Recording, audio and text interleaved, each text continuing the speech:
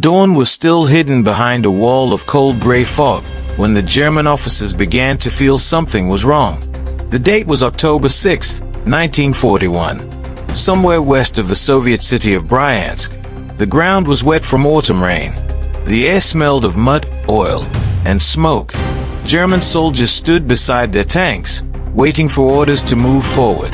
They believed the campaign was almost over. For months, the Wehrmacht had pushed deeper and deeper into the Soviet Union.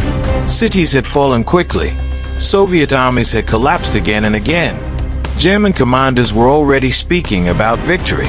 Moscow, they believed, was only weeks away. But that morning, as engines idled quietly in the fog, a strange sound rolled across the fields. If you want more content like this, subscribe now and comment below. It was deep, heavy, and unfamiliar. At first, the German tank crews thought it might be thunder. Then the ground began to vibrate. Operation Barbarossa had begun just 3 months earlier on June 22, 1941. It was the largest invasion in human history.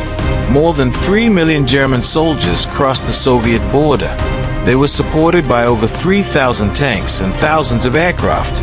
Adolf Hitler believed the Soviet Union would collapse in a matter of weeks. German intelligence reports claimed the Red Army was poorly trained, badly led, and weak. Many German generals believed the same thing. Early victories seemed to prove them right. Entire Soviet armies were surrounded and destroyed. Hundreds of thousands of prisoners marched west. German armored spearheads moved fast across Ukraine, Belarus, and the Baltic states. The Blitzkrieg tactics that had crushed France the year before seemed unstoppable. German panzer divisions moved like lightning across the wide Soviet plains.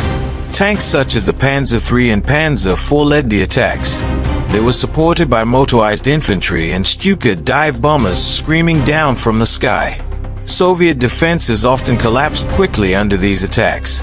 Many Soviet tanks were old models like the T-26 or BT-7, lightly armored and poorly coordinated. German tank crews learned to destroy them with ease.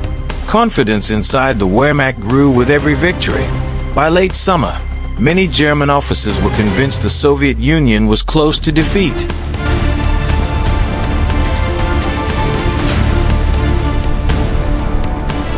But deep inside Soviet factories and design bureaus, something very different had been happening. Years before the war began, Soviet engineers had been working on a new kind of tank. They wanted something fast, powerful, and heavily armored. One of the key men behind this effort was Mikhail Koshkin, a Soviet engineer working in Kharkiv. His team designed a machine that would soon change the war completely. It was called the T-34. When the T-34 first appeared in 1940, even many Soviet officers did not fully understand how revolutionary it was. The tank used sloped armor, which made it much harder for enemy shells to penetrate. Its 76.2mm gun was stronger than most tank guns at the time. The wide tracks allowed it to move through mud and snow much better than German tanks. It also used a powerful V2 diesel engine, which reduced the risk of fire. In theory, the T-34 was exactly what the Red Army needed. But in 1941, only a limited number were available, and many crews were still learning how to use them. Back on the battlefield near Bryansk, German troops were preparing for another advance toward Moscow. Army Group Center, commanded by Field Marshal Fyodor von Bock, had launched a massive new offensive called Operation Typhoon on October 2, 1941. The goal was simple: capture Moscow before winter. German commanders believed the Soviet army was already collapsing. If Moscow fell, the war might end. German armored units pushed forward through forests and open fields. But the weather had begun to change. Autumn rain turned roads into thick mud. Vehicles struggled to move. Supply trucks became stuck. Tanks burned more fuel trying to cross the sticky ground. Soldiers were cold and tired, but most still believed victory was near. That morning, near Bryansk, a column of German tanks from the 4th Panzer Division waited in formation. Many of the crews were veterans. They had fought in Poland in 1939 and France in 1940. They trusted their machines and their commanders. The Panzer III with its 50mm gun had been reliable in earlier battles. Against older Soviet tanks, it performed well. German crews believed it would perform well again.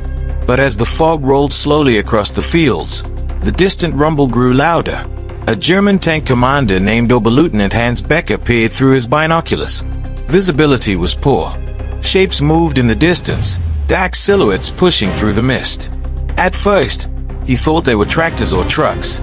Then the fog shifted for a moment, and the shape became clear. It was a tank, but not one he recognized. The vehicle looked larger than the Soviet tanks they had faced before. Its turret had strange angles. The armor plates were sloped sharply. The tracks were wide, chewing through the muddy ground without slowing down. Another shape appeared behind it, then another.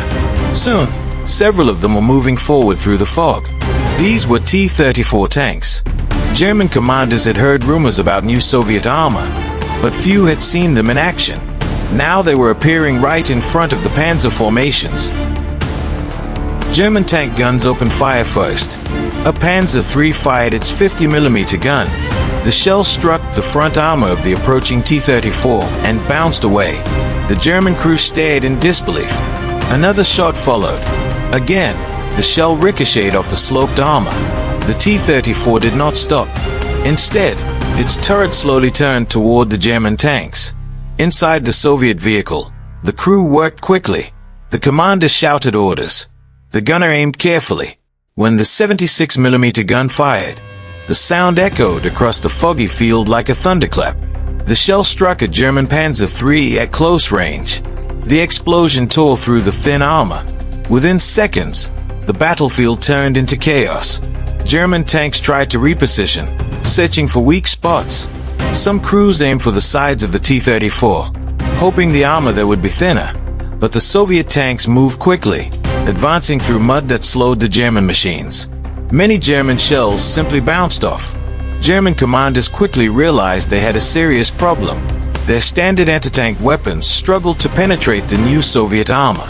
Even the Panzer IV with its short-barreled 75mm gun had difficulty destroying the T-34 from the front. Reports of these encounters spread quickly through the German ranks. General Heinz Guderian, one of the architects of German armored warfare, soon received alarming messages from the front. German officers described a Soviet tank that was fast, heavily armored, and extremely difficult to destroy. Guderian himself saw the T-34 during battles in the autumn of 1941. He later wrote that the appearance of the T-34 came as an unpleasant surprise. German engineers began examining captured examples whenever possible. What they found shocked them. The sloped armor design made the tank much stronger than its thickness suggested. German shells often deflected instead of penetrating. The wide tracks gave the tank excellent mobility on poor roads. German tanks with their narrow tracks struggled in mud and snow. Even worse, the Soviet Union was producing these tanks in large numbers. By late 1941, factories deep inside the Soviet Union were working day and night to build more T-34s. Many factories had been moved east beyond the Ural Mountains to escape German bombing. Entire industrial plants were dismantled and transported by train across thousands of kilometers. Workers reassembled them in harsh conditions in cities like Chelyabinsk, which later became known as Tankograd. Despite freezing temperatures and shortages of materials, Soviet workers kept production moving. Meanwhile, the fighting near Moscow grew more desperate. By November 1941, German forces had advanced close enough to see the distant outlines of the city through binoculars. Some German patrols were less than 30 kilometers away. But winter was arriving. Temperatures dropped far below freezing. German soldiers lacked proper winter clothing. Engines froze during the night. Weapons malfunctioned in the extreme cold. The Red Army, however, began launching counterattacks. Fresh Soviet units arrived from Siberia. These troops were trained for winter warfare. Many of them were supported by T-34 tanks. General Georgy Zhukov, recently appointed to defend Moscow, reorganized the defensive lines and prepared a massive counterattack. On December 5, 1941, the Soviet winter counteroffensive began. Red Army forces struck along a wide front around Moscow. German troops, already exhausted and freezing, suddenly faced powerful attacks. T-34 tanks played a major role in these battles. Their wide tracks allowed them to move across deep snow. Their diesel engines performed better in cold temperatures than many German machines. Soviet tank units pushed into German positions, forcing surprise defenders to retreat. German commanders struggled to respond. Anti-tank guns like the 37mm Pak-36 were almost useless against the T-34. German soldiers gave the weapon a bitter nickname, the door knocker, because its shells often bounced harmlessly off enemy armor. Stronger weapons such as the famous 88mm flak gun could destroy T-34s, but these guns were heavy and not always available in the right place. Many had originally been designed for anti-aircraft defense, yet they now became one of the few reliable weapons capable of penetrating Soviet armor at long range. For the first time since the invasion began, German forces were pushed backward in large numbers. The myth of an easy victory in the Soviet Union was collapsing as winter tightened its grip on the battlefield and German units fell back from positions they had fought hard to capture. The Red Army regained territory around Moscow. Although the war was far from over, the German advance had been stopped. Inside German headquarters, the reports continued to arrive. Officers described encounters with Soviet tanks that appeared suddenly out of forests or snowstorms. German infantry units reported entire armored formations attacking with speed and determination. Many soldiers began to realize that the enemy they had been told was weak had far greater strength than expected. Meanwhile, Soviet commanders learned from the early disasters of the invasion. Tank crews received better training. Coordination between infantry, artillery, and armor slowly improved. The T-34 was not perfect. Early models had poor radios and cramped turrets. Some mechanical parts failed under heavy use, but the design was strong, and Soviet engineers constantly improved it.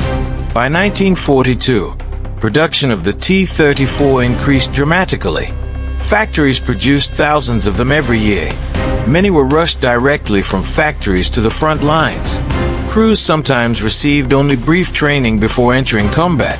Yet, even with these challenges, the T-34 remained one of the most effective tanks on the battlefield. German engineers urgently began working on new tank designs that could match it. One result of this effort would be the Panther tank, introduced later in the war. The Panther used sloped armor and a powerful long-barreled gun capable of destroying a T-34 at long range. German designers also improved the Panzer IV by installing a longer 75mm gun to better fight Soviet armor. But in the winter of 1941, those new machines were still far in the future. On the frozen fields around Moscow, the T-34 had already proven itself. German soldiers who had once believed the Soviet army was weak now understood something very different. The Red Army was learning, adapting, and building powerful weapons faster than the Germans had predicted.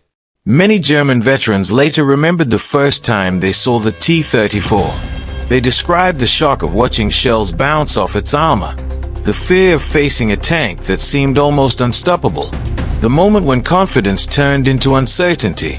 For the men fighting inside those steel machines, the experience was intense and terrifying. Tank crews operated in tight spaces filled with heat, smoke, and the constant smell of fuel. Every hit against the armor could be deadly.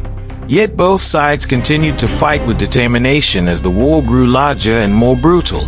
The fog that morning near Bryansk had hidden more than just a few Soviet tanks. It had hidden the first clear sign that the war in the East would not be short. It would become the largest and most brutal conflict in human history. And rolling out of that cold gray fog was the machine that changed everything, the Soviet T-34. The fog lifted, and the war's balance shifted forever. Confidence froze harder than the Russian winter. If you want more deep historical storytelling like this, hit like and subscribe to War Real History. And comment below, what moment in history would you want us to cover next?